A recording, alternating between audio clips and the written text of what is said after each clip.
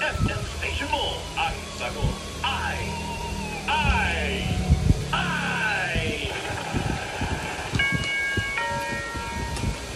Ano ba yan? Ang dami mong ay! Dami mong ay. Ay! FM!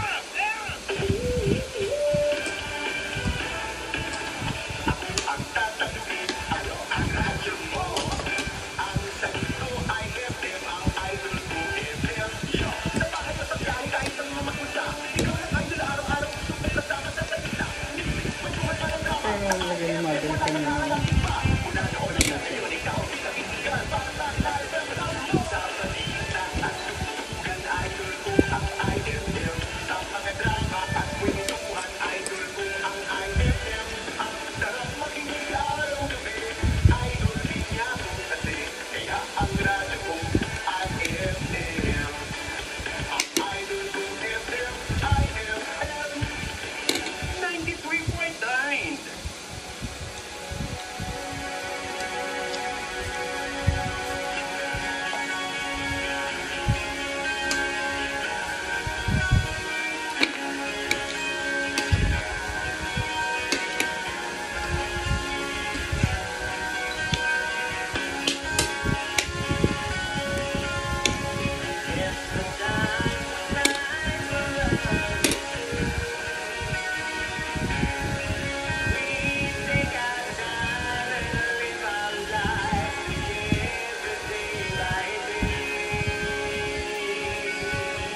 Ito mga kape pagka gusto dyan. Ito lang yung lasa. Kaya pinapainom niya yon para maramdaman ko naman daw yung lasa. Hindi para patayin ako. Ano na siya mag-offer eh. Kaya bukas ako sa ano niya. Hindi ko ano yung kape. Huwag mo naman sinasabi na ayaw namin ng wrong. Hindi ko siya yun. Bawasan mo na para hindi ka naman sa bibigyan. Masyado, mas maganda ng ginagawa natin na huwag na yung mga ganun to. Pwede tayo magkape. Pangalawa, pakisama lang para the house is very harmonious. The house is out of war. Guess nyo? Gesture na yun. Yun lang kaya niyang iba eh. Gesture. Tanggapin natin. Diba sabi mo para hanggat buhay siya, wala siyang masabing sa atin na ang pinagkakaisahan siya. So ano tayo, nakisama tayo. Parang bahay na ito tahimik. Para kahit wala si Papa Budi, kagaya pa rin ng dati ang bahay, hindi masyado puro gulo. Diba?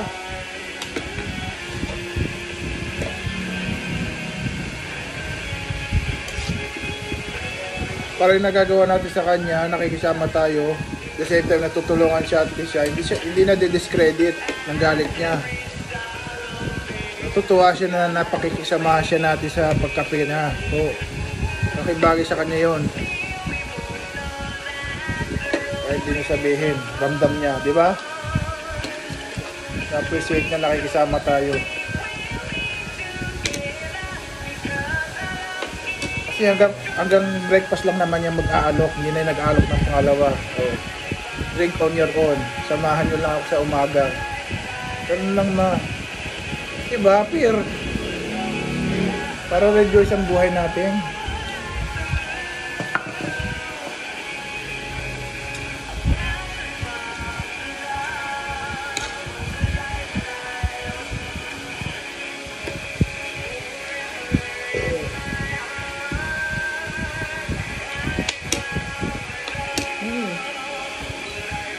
Helmet. Ano yan? Coke load.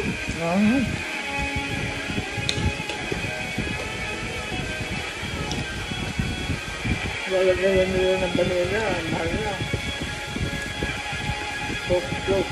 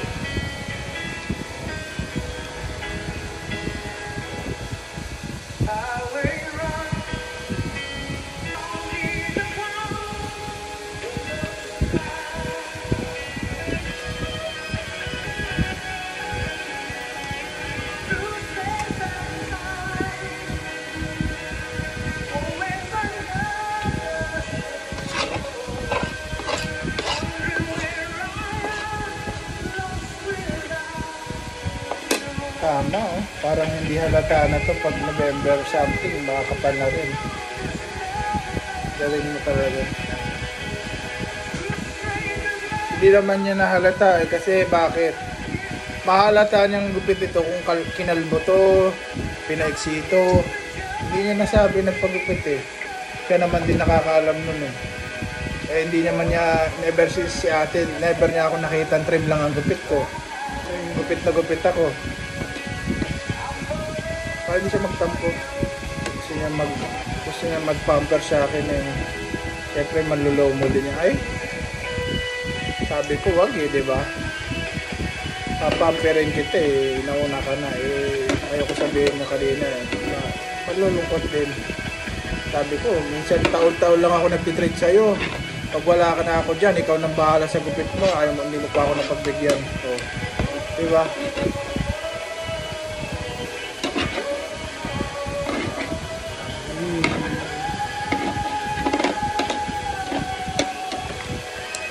Oh.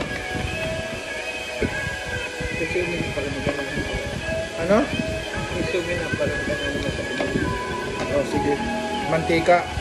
Okay na to sa kanya? Kanya na to. Para di tayo ito tuklawin. No?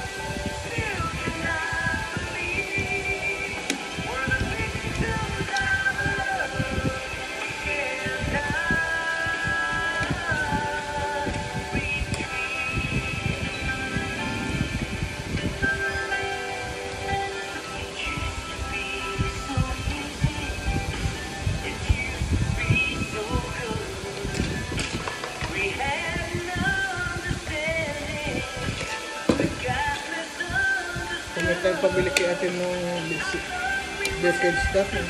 Sabi pa natin Fox dun. Bibili pa ng ilang days lang naman ito dito. Wala na sa atin. Sabi na lang natin. Wala na. Manura natin sa ano.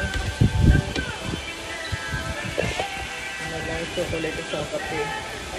Version namin ni Yusuf. No? Sama naman tayong sinelis eh, no? Kaya mo na. Para walang maano si mama talaga. Para wala nang gagawin si ate. Hindi man lagi niya gagawin yun. Kaya mo tayo makinabang kaysa doon sa isa pang makinabang eh. Stock toy lang. Bibili.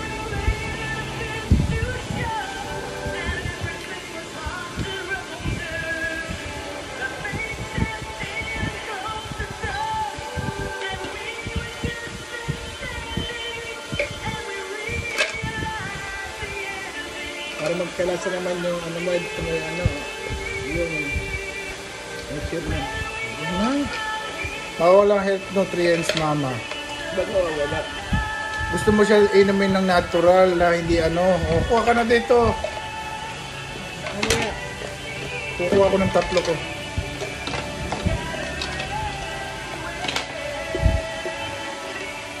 Oh. Saan pa nga nakalagutan? Wala ang gutom ko. Grabe dito. Nagutom ako. Bago luto.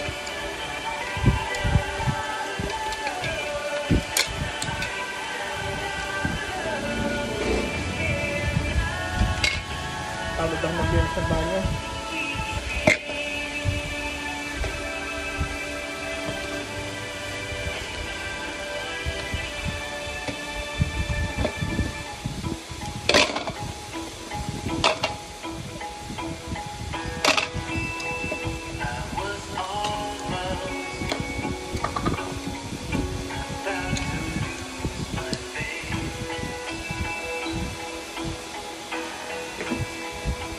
Still dreaming,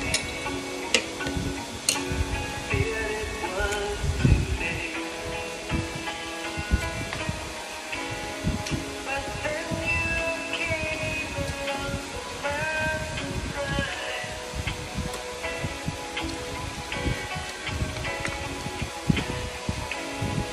And so my heart before my very eyes. You could be mine out of this room. By showing that you love me too.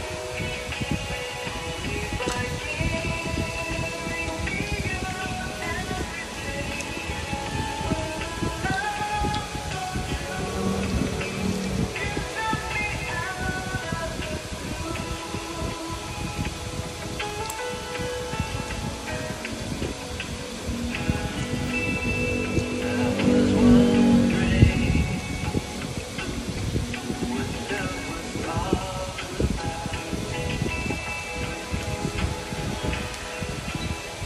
Hindi matamis yung pembutan niya.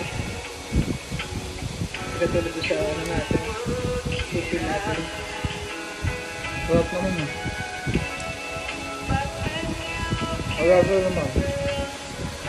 Baka minum ako ng coke kaya nakakamisan ako. Oo nga.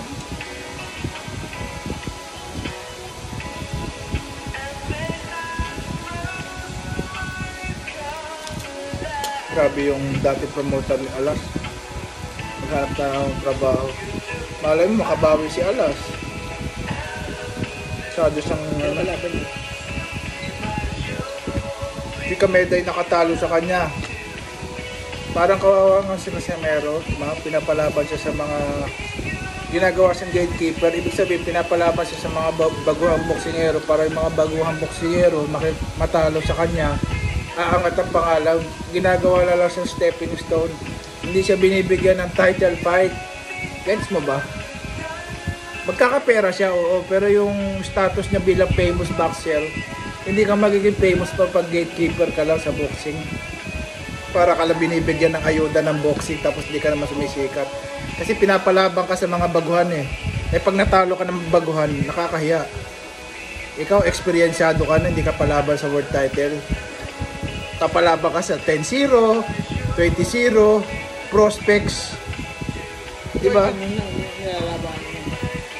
Kasi dahilan niya ng pagtalikod niya dun sa MP promotion. Ang lakas kaya ng backer niya. Di sana noon pa niya nalabasin na Oya Inoue. Paalis-alis pa siya eh. Oh. Asan ang karir niya ngayon? Ginagawa siyang stepping stone lang. Hindi siya dinalaban sa world title. Gets niyo ba? Ang sa boxing, ang magpapasikat sa world title championship, hindi stepping stone. Para ka lang binabayaran ng awa. Alam mo ba yun? Pay of pity. Sabihin nila, bakit ka magre-reklamo? Ibayad ka naman dito. Diba? No choice ka. Sasabihin nila, manunumbat pa yung promoter. Bayad ka naman. Ano kire-reklamo mo? Milyon? Pagre-reklamo pa na wala kang title? Title lang yun.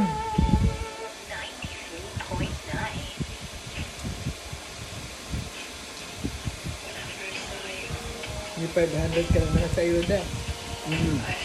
Wala kang bad na eh. Oo ma, kasi tamo na, naawa ko dito kay Tito, tinutulungan ko siya, ang bigat na niya. Hindi kasi ano lang, naasal lang ako minsan sa kanya na, o Tito, alam ko na to, lagare. Kasi, Sabi mo na lang, kasi po dito hindi po ako pamilya sa dance dahil hindi naman po kami gumawa ng platform. Wala po kami gawin ng mga sabi sa bahay na ganyan. Ganun lang, excuse me na. alam ko kung sagutin pa na maayos.